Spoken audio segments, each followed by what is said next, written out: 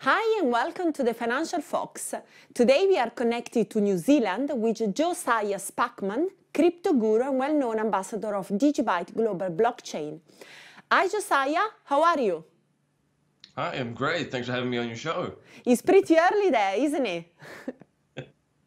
Yeah. So I've had to wake up at 5:30. I don't do mornings, but Wow. hopefully we'll put on a good show today. Thank you so much for doing that for us. Anyway, Happy New Year, first of all, and 2019 has started really well.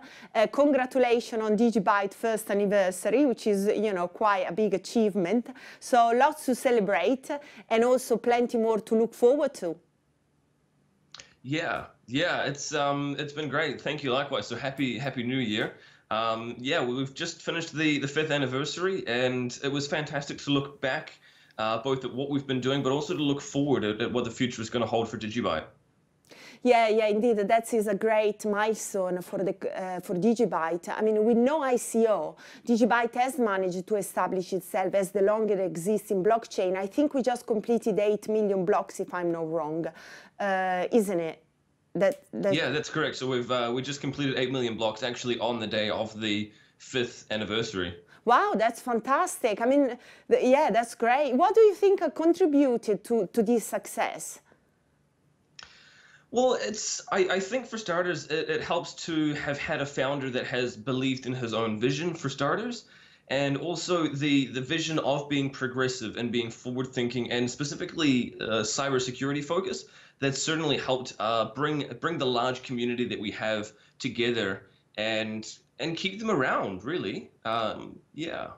Let's make a step back and let's talk about you and how you got involved in this project.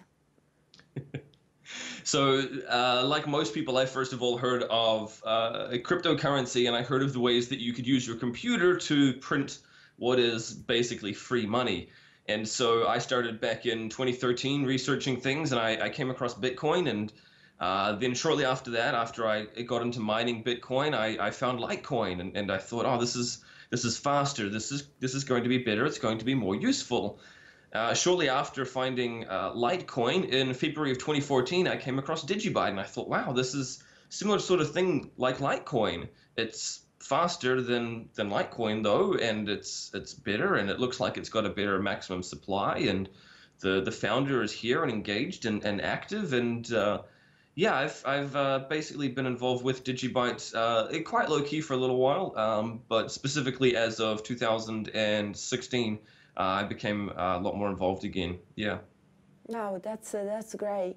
I mean, DigiByte has a fantastic community and always encourage, his followers to participate, to contribute to the project, and is basically the biggest global crypto community. What do you think sets DigiByte apart from other blockchain so that it can attract so many people?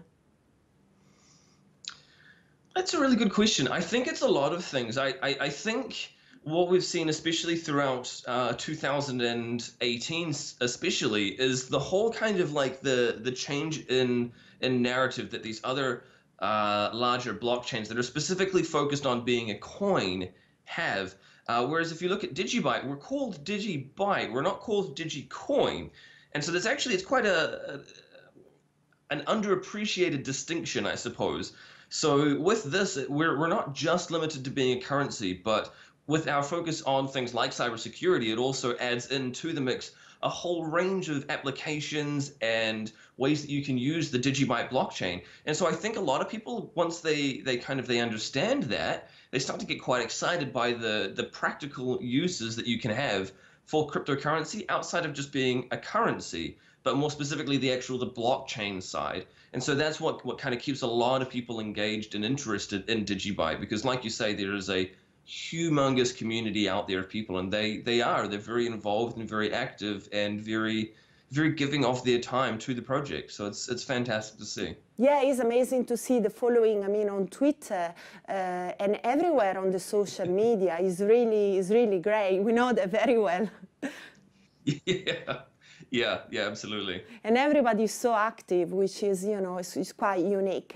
Anyway, I would like to talk about the widely known project in Venezuela that you have overseen and facilitated. That was quite a very, you know, quite an interesting project for cryptocurrency adoption. Would you like to tell us a bit more and how it all started?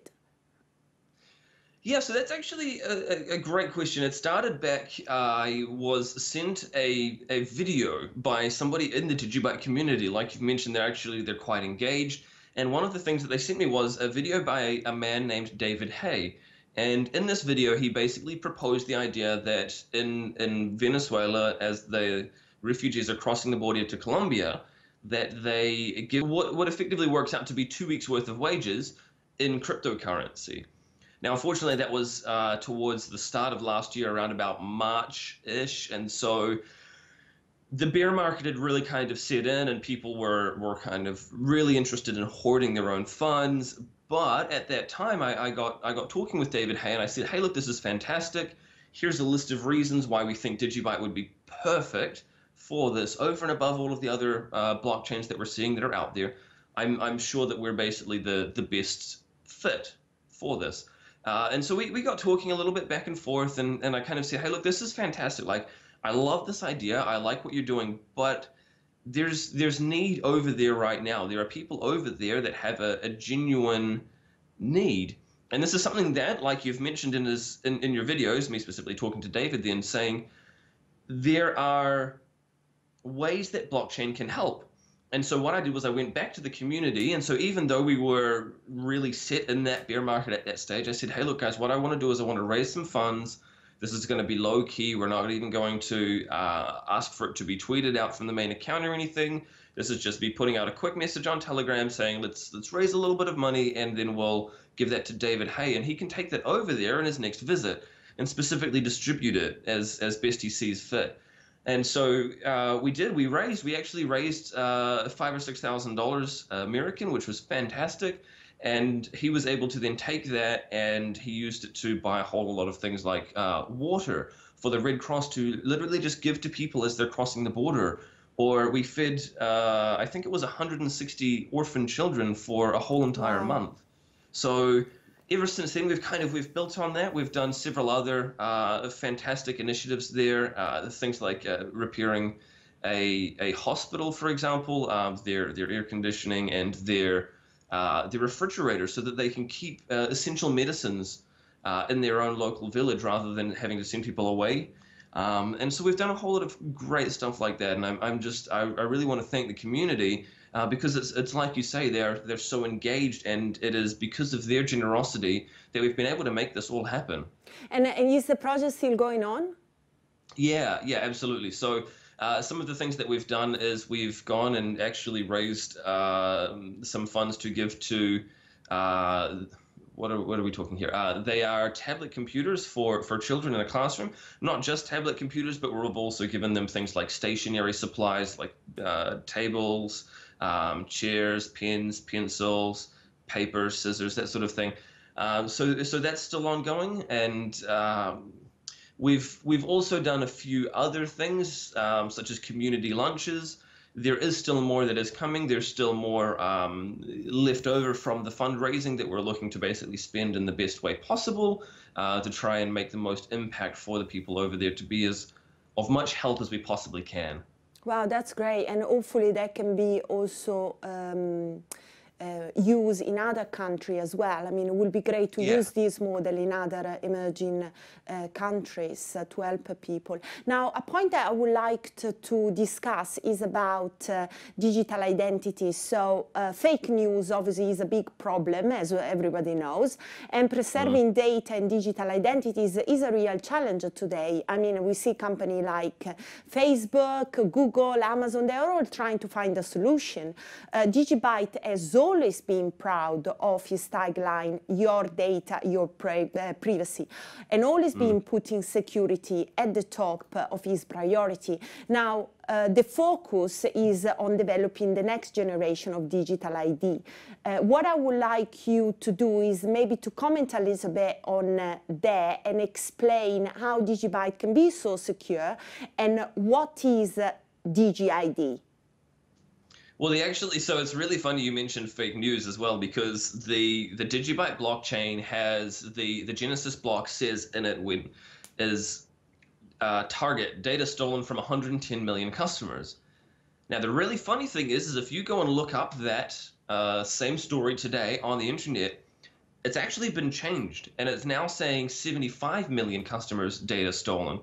And so this is part of although it's not specifically fake news, you can see that how things have changed online, but there is no, if you go to the website itself, it doesn't actually mention that the headline has changed, and it's gone from 110 to 75 million. Now, I don't know why that is. Perhaps it was Target kind of leaning on this paper and saying, oh, it wasn't that much, so we want you to change the story a little bit. But this is the kind of thing that blockchain can help, and specifically DigiByte as well. So you mentioning fake news, I just thought that was really quite funny as well, given that our Genesis block has been basically a victim of that. So I thought that was quite funny. But specifically Digi-ID, right? So last year there was the problem with Facebook, where if you go to a website and you sign in with Facebook, any other website where you had previously signed in with Facebook would also have your access to all of your data.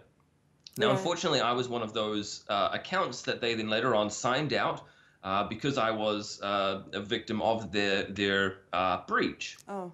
So what this basically means is if I'd signed into let's say my Instagram, and I'd also gone and signed into a local credit reporting website or to my bank or something else along those lines, those two sites could they've effectively both got access to all of my data because I've signed into both of them with my Facebook account. Now, the way that Digi-ID solves this is it makes each site effectively its own completely unique login, and there is no way, unless you actually give them your full name, for example, for those two sites to ever match up your data to then kind of merge it, I suppose, and build like an advertising profile or a customer profile off of you. So where we've seen things like just last week, there was that massive breach of data that occurred. I think it was 750 million people's usernames and passwords. Now imagine if all of that was completely useless, because it's people's usernames, their emails, and their passwords. So with Digi-ID, there's no email, there's no username, and there's no password. It is a completely uniquely generated identity for each website, and because you sign in with your wallet, there's no additional password to use. So we've solved sort of 90% of the cybersecurity problems out there just by signing in with Digi-ID, and it's absolutely amazing. So if people are interested, you can go and you can try it out, digibyteforums.io, and you can demonstrate it yourself and see how easy and how secure it's going to be to sign into things like websites, like applications, or even buildings in the future. So basically you sign up for any services, any website, whatever, with Digi-ID, and even if you sign up to different websites, they won't communicate between each other at all. Correct, and so the identity by itself is pseudo-anonymous, and because each website, when you go and you sign up and you sign in, you're effectively generating a completely new identity just for that one particular website. Yeah. Now, the identity is just a string of letters and numbers. Think of it just like a username, but it is completely unique. It's not like Steffi19 or Steffi20, Steffi21, but it's completely unique, long string of letters and numbers. And because each website gets a completely independent one, there's no way for them to match it up between you. So you have this huge privacy boost as a result of it as well, which is absolutely fantastic, especially in this day and age. So together with Digi-ID, also Digi-Assets seems to have become the new big things here. There are so many use cases where Digi-Assets can apply. I mean, we can talk about healthcare, finance. I mean, the potential is huge. In fact, Digi-Assets allow the best integration of Internet of Things and blockchain. What are your forecasts for Digi-Assets this year? And when also we can see full integration and functionality? Well, so I think we're going to see Digi-Assets coming out later on this year. So we've been working on this for a good 12 odd months now, and we've actually gone and done tests and put Digi-Assets into the blockchain and things. Now, I think we're going to see things are going to sort of start to trickle out a lot more over the coming months, and we're going to basically ramp up. We're not going to come out one day and go, it's a finished and that's it and we're done, but we're more going to keep ramping up and keep working on Digi-Assets over the coming months and years and improving upon things. Now, we're going to see specifically this year the integration into the mobile wallets. So DigiByte for iOS and for Android, we're going to see it coming out for that, which is going to be great. So you can send, receive, you can issue, you can burn assets all from within your mobile wallet, and all without making it incredibly complicated, as we've seen in other places for doing things like tokens, assets, ICOs, all of that sort of thing. So keep an eye out for that, because that's going to be the first thing that you're probably going to see a lot more of, is the coming integration on DigiByte Mobile. But let's make a step back, and can you explain a little bit more about these Digi-Assets?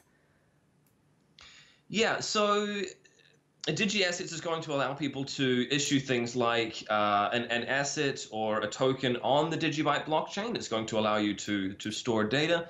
And similar to what you've also seen with companies issuing ICOs or potentially even shares in a company, it's going to allow you to send and receive them directly from your DigiByte mobile wallet. So basically, it would be possible to build ICOs on the top of the DigiByte blockchain? Yeah. Okay, and you think that will come sometimes this year? This is all. Yeah, so we've already been doing a lot of work on it. We've got integration into one of the wallets is mostly complete at this stage. We're still fine-tuning some of the protocol and some of the way that it communicates. But yeah, I think we're going to start to see a lot more information coming, especially in the first half of this year. Okay, that's very interesting. Also, we have a new version of DigiByte, which is due to be launched later this year as well. So apart from the scheduled hard fork, soft forks, and the protocol upgrades, what else can we expect? One of the things that we've actually been working on is improvements for older and specifically lower spec computers. Now, especially if you are running Windows and you're running a 32-bit Windows, which is what we find in a lot of emerging markets and third world countries, developing nations, things like that, they've often got a lot of older computer hardware.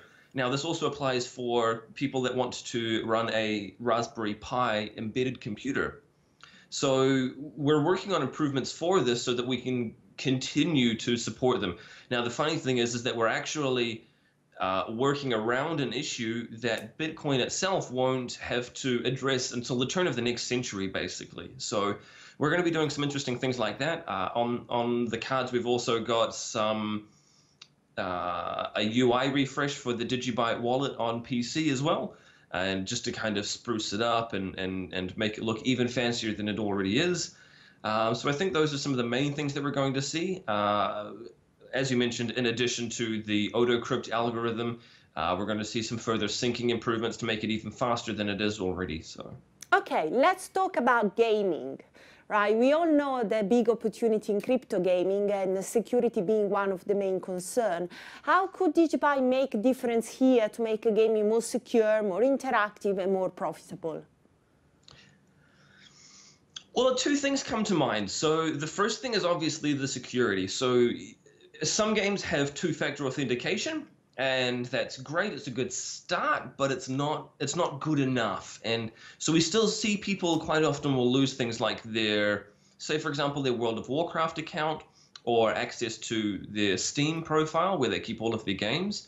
So if we were instead to use Digi-ID rather than the email, password, and two-factor authentication, that would make things so much more secure for users, so much more secure. So I'd love to see a bigger push from the industry to go in that kind of a security direction, just specifically to protect their users.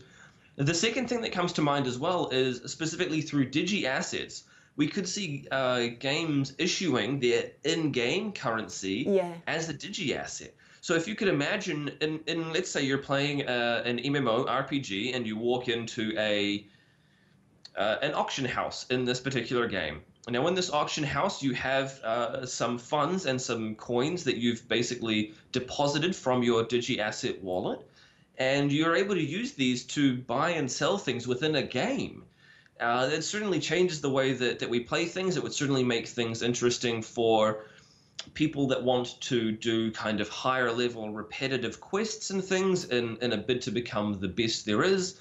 We would probably see an increase in subscriptions as well, paid subscriptions for gaming services, for people that want to continue playing and building up their portfolio of these digi-assets that are used in games. So the possibilities are endless in that respect, and it's a huge mind shift even, just thinking of the possibilities of using an in-game currency that you can also then take out of the game and trade in the real world as well is mind-blowing. Yeah, because people, they will be able basically to monetize the game currency, the money they have got stuck in the game. Otherwise they will be there and they can't even take out. With that way, everything will be more easier, basically.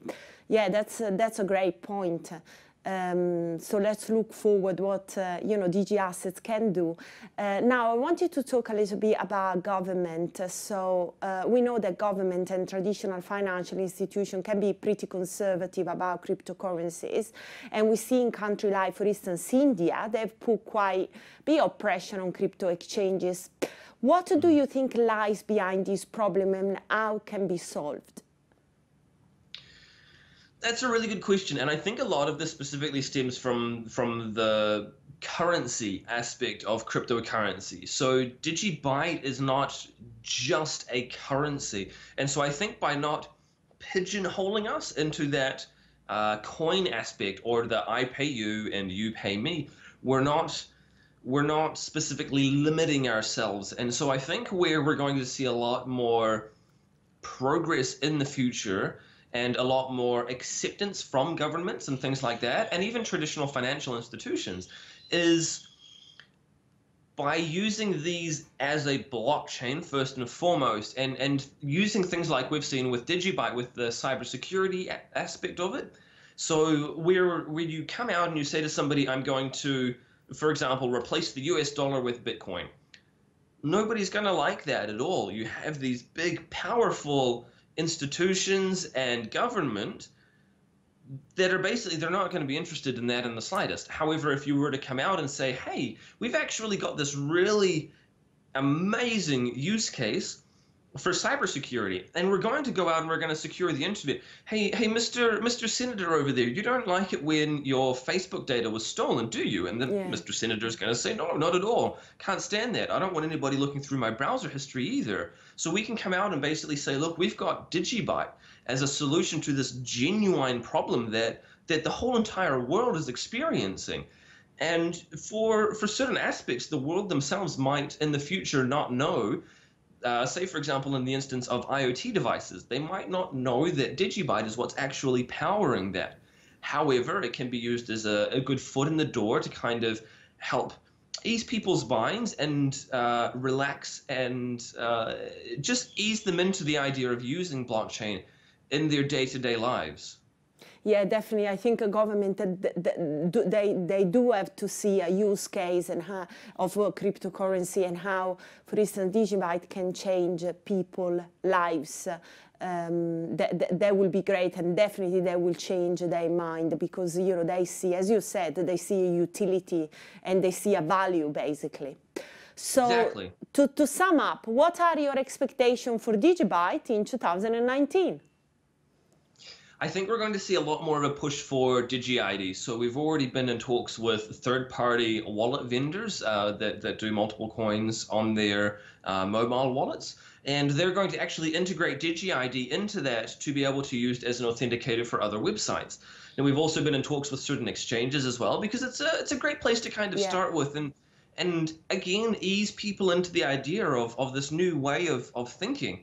So we're going to get more exchanges coming out that are going to be supporting Digi-ID. We've already got a few that we're in talks with that are pretty keen. I think in addition, though, we're going to see a lot of focus on Digi-Assets, not just specifically on the fact that it is coming, and not just on what it's going to look like on the mobile wallets, but more specifically the use cases and the instances in which it can be applied. So in my last podcast that I did, I actually was talking with a gentleman, and in the space of a couple of minutes, we basically realized that Digi-Assets can completely solve things like ticket scalping. And we've discussed today how you could issue Digi-Assets to be used in gaming as an in-game currency. So the opportunities for Digi-Assets are absolutely limitless. And I think we're going to see a huge push for that throughout 2019 as people start to realize, I could use Digi-Assets for this, and I could use it for this as well, and this could make a real difference. So Digi-Assets is also definitely going to be a huge focus for us, along with Digi-ID in 2019. Yeah, I was thinking about Digi-ID could actually be the solution for instance, integration of cryptocurrency in the banking and financial services sector, which has always been seen like something completely separate. What is the future of banks? What is the future of financial institutions with cryptocurrency? But actually, Digi-ID, the data, the privacy and identity could actually be, you know, the point that is going to connect these two worlds, basically finding a new solution probably. Yeah, exactly. There's absolutely nothing preventing the two from working together. And in fact, we can complement existing banking procedures in so many ways. It's not that we have to come out straight away and attempt to replace anything. But if like you say, we can completely complement the current banking world and bring that additional security to the industry. There's nothing stopping that at all, and I think that would be amazing to see. Yeah, I think so. I think that is a very interesting point that is something that DigiByte should focus on because it's got great potential. Anyway, thank you so much for your time, and look forward to having you to our DigiByte Global Summit in Amsterdam in April. I mean, it would be great if you can make it because, you know, we're all looking forward to having you there, so don't let me down. I'll see what I can do. Anyway, this is everything. Thank you so much, and I hope to have you soon on our program again. Thank you so much for having me. It's been an honor. Thank you. Have a good day. This is everything from the Financial Fox. Don't forget to subscribe to our YouTube channel and follow us on Twitter. See you next time.